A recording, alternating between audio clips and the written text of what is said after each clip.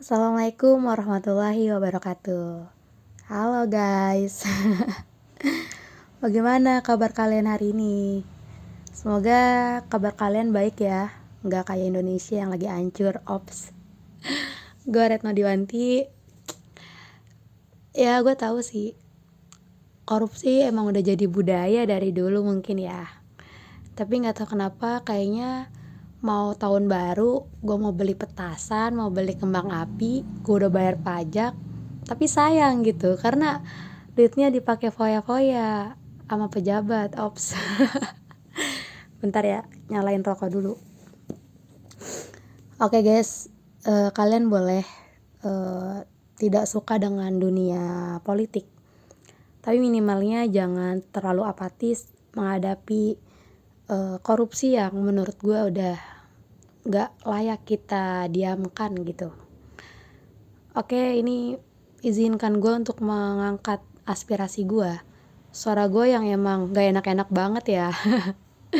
Tapi ya di sini gue izin angkat suara sedikit aja. Oke guys, balik lagi sama gue Retno Diwanti. Jadi kalau teman-teman pernah ingat, dulu pada tanggal 25 November, tepatnya di tahun 2020, kita pernah dikejutkan dengan penangkapan Menteri Kelautan dan Perikanan, yaitu Edi Prabowo ya, lewat operasi tangkap tangan OTT oleh KPK pada waktu itu.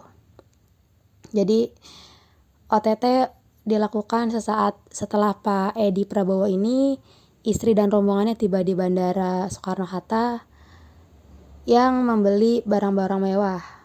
Ya dugaannya sih uang hasil korupsi gitu. Lalu tidak berselang lama, rakyat Indonesia disuguhkan lagi OTT Menteri Sosial, yaitu Juliari Batubara, teman-teman. Jadi si Juliari Batubara ini sama dugaannya korupsi, yaitu pengadaan bansos dan penanganan kasus COVID-19 tahun 2020 waktu itu. Juliari Batubara diduga menerima uang 10.000 fee ya, fee itu pembayaran keuangan lah gitu, dari setiap paket pengadaan sembako untuk rakyat miskin, sebesar kurang lebih 300 paket sembako. Tapi nggak sampai di situ aja teman-teman. Pada tanggal 26 November yang lalu, KPK juga kembali melakukan penangkapan terhadap Gubernur Sulawesi Selatan. Siapa coba tebak? Iya si Nurdin ya, Nurdin Abdullah. Sebelum menjabat waktu itu Gubernur Sulawesi Selatan, merupakan Bupati Bantaeng 2 periode yang mempunyai prestasi fenomenal. Bahkan Nurdin Abdullah juga disejajarkan dengan para kepala daerah yang berhasil memimpin daerahnya. Kira-kira korupsi sendiri itu berasal dari mana sih? Sejarah korupsi yang gue tahu itu berasal dari bahasa Latin, yaitu corrumpere, yang artinya busuk, rusak, menggoyahkan. Emang sih udah ada sejak peradaban Mesir kuno, di Babilonia, di Yunani, Cina, serta Romawi. Berdasarkan catatan peninggalan Babilonia, perilaku koruptif ini mencapai puncaknya sekitar tahun 1200 sebelum Masehi, yang melibatkan para pejabat, pemerintahan. Oleh sebab itu, ketika Raja Hammurabi, pemerintahan Babilonia membuat Code of Hammurabi untuk menghukum pejabat yang korupsi. Sedangkan di Indonesia sendiri, perilaku korupsi itu sudah ada dan mengalami pasang surut sejak masa kerajaan-kerajaan di Nusantara sebetulnya.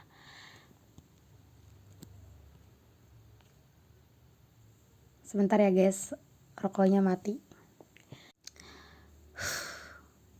Ya lantas di Indonesia sendiri perilaku korupsi juga sudah ada gitu, yang dimana korupsi berlanjut terus pada masa kolonial Belanda. Bahkan Begawan Ekonom Indonesia Profesor Sumitro Joyo Hadikusumo pada awal tahun 1980-an. Dia menenggarai 30% dana APBN dikorupsi. Budaya korupsi atau korupsi yang membudaya, kan gitu ya teman-teman. Melihat sejarah panjang korupsi tersebut gitu, masifnya perilaku korupsi yang terus berkembang sampai dikategorikan sebagai extraordinary crime. Terbesit dalam pikiran kita, apakah korupsi merupakan budaya turun-temurun sejak dulu? Artinya adalah, segala hal yang berhubungan dengan budi dan akal manusia, korupsi merupakan perbuatan busuk yang mempunyai daya rusak yang sangat luar binasa. Antara lain, mempengaruhi perekonomian nasional, meningkatkan standar kemiskinan, dan ketimpangan sosial, juga merusak mental dan budaya bangsa, mendistorsi hukum, dan mempengaruhi kualitas layanan publik. Semakin tinggi korupsi di suatu negara, bisa dipastikan negara tersebut tidak sejahtera atau maju, dan layanan publiknya pun bisa memprihatinkan gitu. Sebaliknya, negara yang sangat rendah tingkat korupsinya, maka negara tersebut biasanya sejahtera, maju, kehidupan sosial, dan pelayanan publiknya pun baik. Oleh sebab itu, korupsi bukanlah budaya, namun kemungkinan bisa membudaya. Melihat korupsi dan masif dan daya rusaknya, maka sudah selayaknya seluruh komponen bangsa untuk memerangi korupsi dan mencegahnya supaya tidak membudaya di Indonesia. Artinya, korupsi tidak menjadi kebiasaan yang dianggap wajar.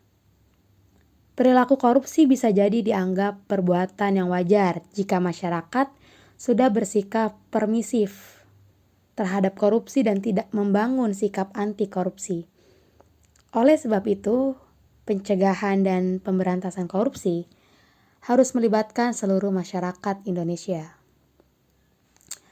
Peran masyarakat dalam memberantas korupsi dapat dilakukan melalui 3 pendekatan. Bisa menggunakan strategi preventif, yang dimana masyarakat berperan aktif mencegah terjadinya perilaku koruptif. Misalnya dengan tegas menolak permintaan pungutan liar dan membiasakan melakukan pembayaran sesuai dengan aturan. Kedua, ada strategi detektif. Gue berharap masyarakat aktif melakukan pengawasan sehingga dapat mendeteksi terjadinya perilaku koruptif sedini mungkin gitu. Selanjutnya ada strategi advokasi. Ya, masyarakat aktif melaporkan tindakan korupsi kepada institusi penegak hukum dan mengawasi proses penanganan perkara korupsi.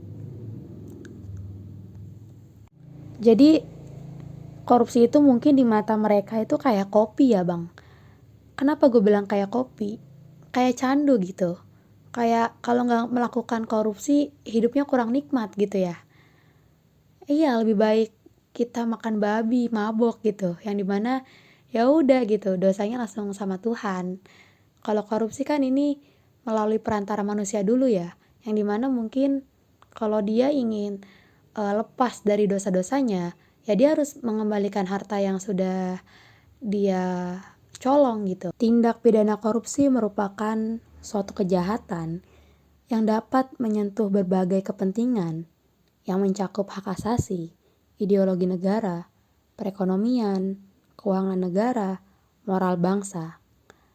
Terus juga di samping itu, merupakan perilaku kejahatan yang sulit ditanggulangi. Sulitnya menanggulangi tindak pidana korupsi ini terlihat dari banyaknya pengadilan yang membebaskan penuntut kasus korupsi atau ringannya sanksi yang harus diterima oleh pelacur yang tidak sesuai dengan kejahatan yang telah dilakukannya gitu. Jika hal ini terjadi terus-menerus, mungkin bagi gue rasa keadilan dan rasa kepercayaan atas hukum dan peraturan undang-undang dari rakyat sebagai warga negara dapat berkurang. Oleh karena itu, peran serta masyarakat dan usaha yang serius dari pemerintah melalui kemauan politiknya sangat diperlukan dalam tindak pidana korupsi.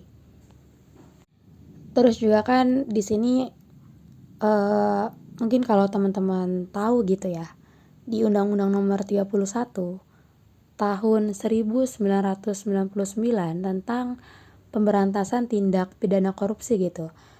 Di sini saja negara sudah jelas tidak pro terhadap korupsi, tapi maksud gue adalah kenapa si pelaku korupsi ini ketika melakukan korupsi itu tidak mengacu pada pedoman undang-undang gitu.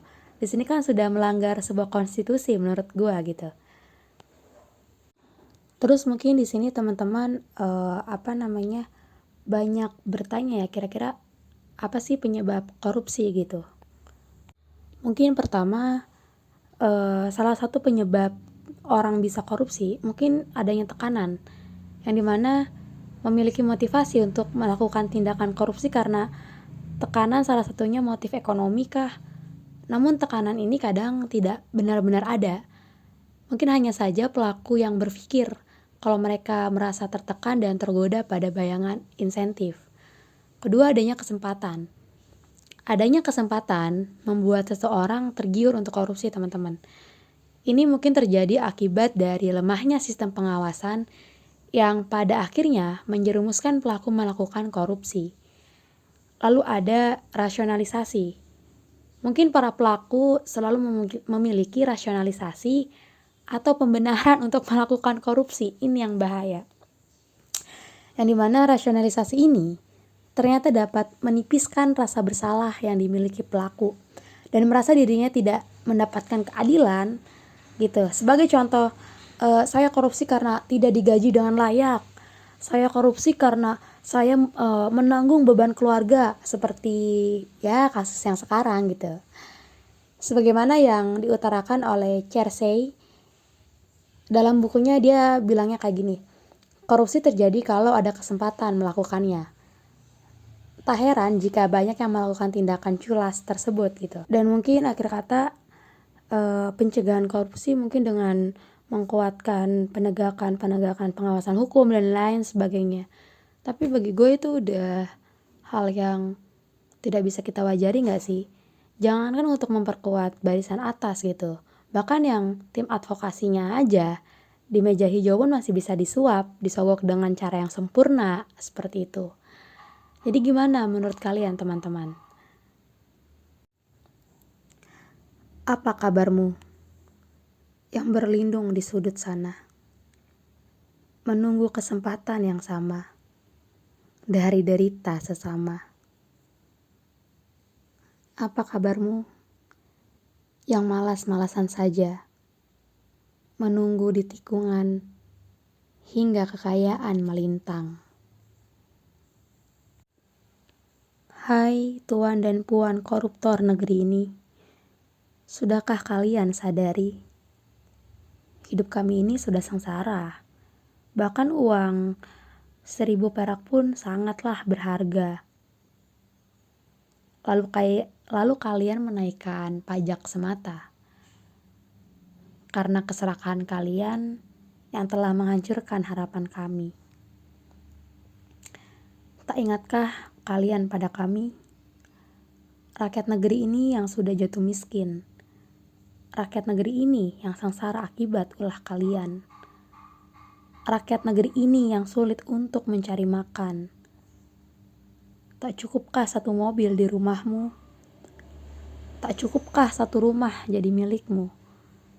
Kenapa masih juga kalian jarah rezeki kami?